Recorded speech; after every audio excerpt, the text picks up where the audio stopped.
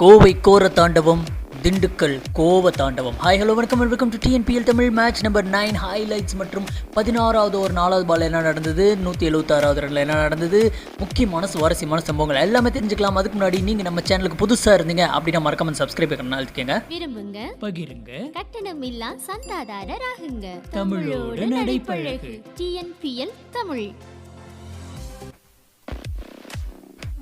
TNPL 2021 உடைய match number 9 Lyca Kovai Kings top of the டேபிளில் இருக்கிறவங்களுக்கும் பாட்டம் ஆஃப் த டேபிளில் இருந்த திண்டுக்கல் டிராகன்ஸ்க்கும் நடந்து முடிஞ்சது.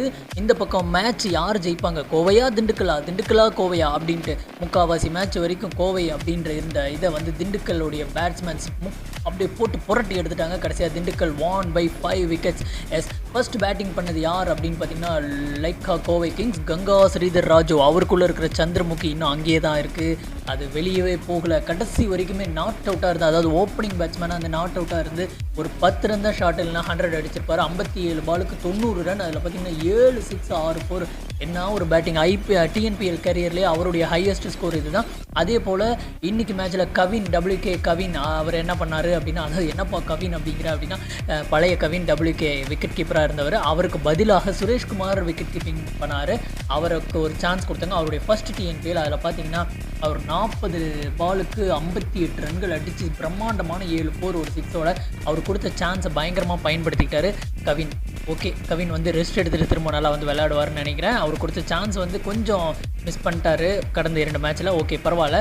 சாய் சுதர்சன் கோவையுடைய டாப் 3 செம்மையாக செட் ஆகிருக்கு. சாய் சுதர்சனும் கடைசி வரைக்கும் நாட் அவுட்டாக இருந்து ஒரு 40 ரன் 24 பாலுக்கு 4 4. அவருடைய ஸ்ட்ரைக் ரேட் பாருங்கள் 166. ஒவ்வொரு மேட்சுமே தொடர்ந்து 3 மேட்சாக பார்த்துட்ருக்குறோம். சாய் சுதர்சன் தன்னுடைய அந்த கன்சிஸ்டன்சியை கண்டினியூ பண்ணுறாரு. 13 எக்ஸ்ட்ராவோட கடைசியாக 201 ரன், ஒரே விக்கெட் இழப்புக்கு 20 ஓவர்கள். இதுதான் கோவை லைக்கா கோவை கிங்ஸுடைய ஹையஸ்ட் ஸ்கோர். ஏற்கனவே இருந்தது 199. ஓகேங்களா, இது ஒரு பிரச்சனை, சரி இது ஒரு ரெக்கார்டு.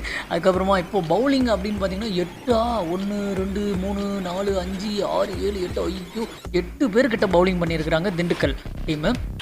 பார்த்தீங்கன்னா யாராலையுமே வந்து நிறைய விக்கெட்ஸ் எடுக்க முடியல. ஒரே ஒருத்தர் தான் 4 ஓவர் போட்டு 26 ரன், சுத்தீஸ் மட்டும்தான் விக்கெட் எடுத்தார். மீதி யாராலையுமே வந்து விக்கெட் எடுக்க முடியல. எல்லாருமே பார்த்தீங்கன்னா எபோவ் அந்த மாதிரி தான் போயிட்டுருக்கு. 2 ஓவர் போட்டு 24 அந்த மாதிரி செம்மையான எக்கனாமியில் பவுலிங் போட்டாங்க. பட் கடைசியாக 201 ரன் லைக்கா கோவை கிங்ஸ் 20 ஓவர்கள். 202 அப்படிங்கிற மாலை இலக்கோட வந்து செம்மையான கோவத்தோடையும் திண்டுக்கல் கிளம்பிருந்தாங்க அப்படின்னு தான் சொல்லணும். கோவை வந்து கோர தாண்டவம். கங்கா ஸ்ரீதர் ராஜுவை பற்றி சொல்லவே தேவையில்ல. அவர் வந்து பயங்கரமாக வந்து பேட்டிங் பண்ணி அந்த ஸ்கோரை 90 ரன் அடித்தார். இது வந்து ஒரு சூப்பரான பேட்டிங். அவருடைய ஃபார்மை கண்டினியூ பண்ணுறாரு. அதே போல் சாய் சுதர்சனுக்கும் நம்ம வாழ்த்து சொல்லிக்கலாம். ஓகே, அந்த கோபத்தோட திண்டுக்கல் வந்தாங்க அப்படின்னு சொன்னாலையா, என்ன பண்ணாங்க அப்படின்னு கேளுங்க. நிஷாந்த் கேப்டன், அவரும் தன்னுடைய கோவத்தை அப்படியே வெளிக்காட்டிட்டாரு. அருண் வந்து கொஞ்சம் நேரம் அப்படியே தாக்கு பிடிச்சி விளாண்டாரு. அவரும் நல்லா விளாண்டார். 16 பாலுக்கு 20 ரன். பட் நிஷாந்த் பார்த்தீங்கன்னா 37 பாலுக்கு 70 ரன்கள், 6 4 5 6. அம்மா எவ்வளோ பெரிய பேட்டிங். செம்மையான ஃபர்ஸ்ட் ஆரம்பத்தில் கொஞ்சம் தடுமாறினார். பட் அதுக்கப்புறமா முடிச்சார் பாருங்கள். மணி பாரதி அடித்த ஒவ்வொரு அடியும் மணி இடி போல் இருந்துச்சு.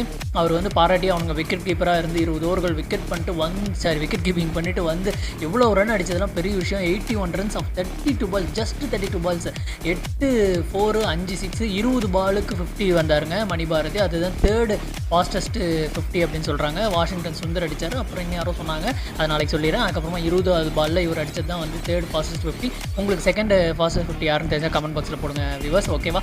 அதுக்கப்புறமா வந்து பார்த்திங்கன்னா என்ன பிரச்சனை அப்படின்னா, இவங்க 2 பேருமே அவுட் ஆகிட்டாங்க. அதுக்கு முன்னாடி 16வது ஒரு 3வது பாலில் என்ன நடந்துச்சு அப்படின்னு சொன்னாலையா, யார் கோவை விளையாடுறப்போ 16வது ஒரு 3வது பாலில் கோவை விளையாடுறப்ப என்ன நடந்துச்சு அப்படின்னா, ஒரு ஃப்ரீ ஹிட் நோ பால் ஆச்சு. அது வந்து என்ன பண்ணார், அப்போ வந்து கங்கா ஸ்ரீதர் ராஜு பேட்டை அந்த ரொம்ப உக்கரதாண்டவம் ஆகிட்டார். அவர் பேட் அப்படியே பறந்துட்டு போய் பின்னாடி விழுந்துச்சு. அதுக்கப்புறமா ஃப்ரீ ஹிட் அடிக்கலான்னு பார்த்தா அந்த பால் வைடாகவும் போச்சு. அதுக்கப்புறமா அந்த ஒன்றும் ஆகலைங்க. அந்த பேட்டு பறந்ததும் ஃப்ரீ ஹிட் ஆனதும் வைடு போனதும் தான் ஒரு பெரிய விஷயம். ஓகே, அதுக்கப்புறம் இங்கே மணி பாரதி அவுட் ஆனார், நிஷாந்த் அவுட் ஆனார். அதுக்கப்புறமா விவேக்கும் வந்துட்டு பார்த்திங்கன்னா அப்படியே வந்த வேகத்திலே அவுட் ஆகிட்டார் ஃபர்ஸ்ட் பால்லே. அப்படியே போயிட்டு இருந்ததில் செம்மையான ட்விஸ்ட்டு. 176வது ரனில் என்ன ஆச்சு அப்படின்னு மட்டும் நீங்களே பாருங்கள். அந்த ஃபால் ஆஃப் விக்கெட்ஸ் அப்படியே இந்த ஃபால் ஆஃப் விக்கெட்ஸை கவனிங்களேன். எத்தனை ரனில் எத்தனை விக்கெட் விழுந்திருக்கு அப்படின்னு பாருங்கள். 176வது ரனில் 2வது விக்கெட் விழுந்துச்சு, அது மணி பாரதியோட விக்கெட்டு. அதுக்கப்புறமா அதே 176வது ரனில் 3வது விக்கெட் விவேக் வந்தவுடனே போயிட்டார். அதே 176வது ரனில் 4வது விக்கெட் நிஷாந்த். மணி பாரதி அந்த நிஷாந்த் 2 ஃபார்மில் இந்த பேட்ஸ்மேன்ஸ் அப்படியே வெளியே போயிட்டாங்க. 176வது ரன்லேயே 5வது விக்கெட்டு. மொத்தத்தில் அந்த இதுலேயே 4 விக்கெட்டு போச்சுங்க. செம்மையான ஒரு டர்னிங் பாயிண்ட்டாக இருந்தது. அந்த டைமில் வந்து மேட்ச் வந்து ஃபுல்லாக, அதாவது மணி பாரதி அவுட் ஆகிற வரைக்கும், நிஷாந்த் அவுட் ஆகிற வரைக்கும் மேட்ச் ஃபுல்லாக வந்து என்ன சொல்கிறது, திண்டுக்கல் சைடு தான் இருந்துச்சு. இந்த 4 விக்கெட் கண்டினியூஸாக விழ போக போக அந்த மேட்ச் அப்படியே டர்ன் ஆகிடுச்சு. அந்த டர்ன் பண்ணதுக்கு காரணம் யார் அப்படின்னு பார்த்தீங்கன்னா கங்கா ஸ்ரீதர் ராஜுலு. இன்றைக்கி நான் தூணிலும் இருப்பேன் துரும்பிலும் இருப்பேன்னு சொல்லி ஒரு சூப்பரான ரன் அவுட்லாம் கூட பண்ணார் கங்கா ஸ்ரீதர் ராஜுலு. அப்படி என்ன பண்ணார் அப்படின்னா இவங்களும் ஒரு 7-8 பேர் பவுலிங் போட்டாங்க. ஷாருக் கான் கூட கடைசியாக வந்து பவுலிங் போட்டு பார்த்தாரு. ஒரு ஓவரில் 18 ரன் விட்டார், செம்மையாக விட்டார். என்ன சொல்ல வந்தேன், கங்கா ஸ்ரீதர் ராஜுலு வந்து ஓவர் போட்டாருங்க.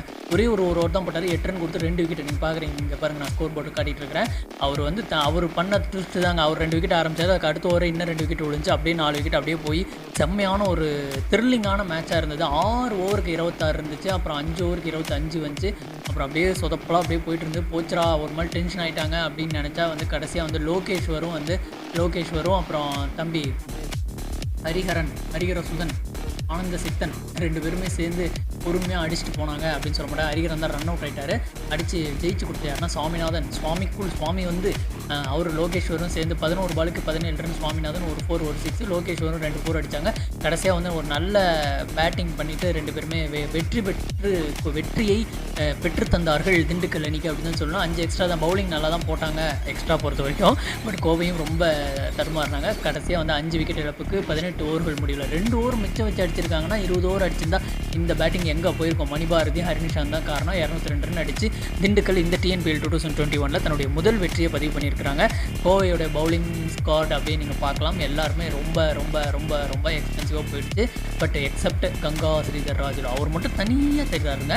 ஓகே, இப்போ பாயிண்ட்ஸ் டேபிளுக்கு போவோம். நானுமே இன்னும் பார்க்கல, இப்போ தான் உங்ககிட்ட சொல்லிக்கிட்டே அப்படியே பார்க்க போகிறேன். திண்டுக்கல் வந்து கண்டிப்பாக மேலே வந்திருப்பாங்க.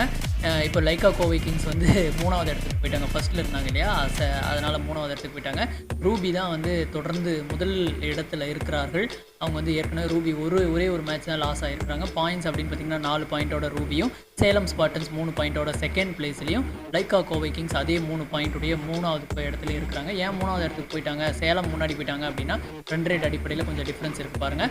அதுக்கப்புறமா 4வது இடத்துல வந்து யார் இருக்கிறாங்க அப்படின்னு பார்த்தீங்கன்னா மதுரை பேந்தர்ஸ் இருக்கிறாங்க. 5வது இடத்துல அப்பா இதாம்பா ஜம்ப்பு, கடைசியிலேருந்து ஜம்பிங் பண்ணி 2 மேட்ச் விளையாண்டு 1ல் ஜெயிச்சு 1ல் தோற்று திண்டுக்கல் டிராகன்ஸ் 2 புள்ளிகளோடு. ஆனால் -6.72 தான் இருக்குது. ஆனால் இந்த அடி அடித்தாங்கன்னா கண்டிப்பாக ஃபர்ஸ்ட்டில் வந்துடுவாங்க. எனக்கு என்னவோ திண்டுக்கல் பேட்டிங் போன இது பார்த்திங்கன்னா 94 97 அப்படி தான் அடிச்சிட்டு இருந்தாங்க. ஒரு மாதிரி பயமாக இருந்துச்சு. பத்ரிக்கு பயமாக இருந்தது இல்லை, பத்ரி அண்ணாக்கு பயம் இருந்ததோ இல்லை, எனக்கு ரொம்ப பயமாக இருந்துச்சு.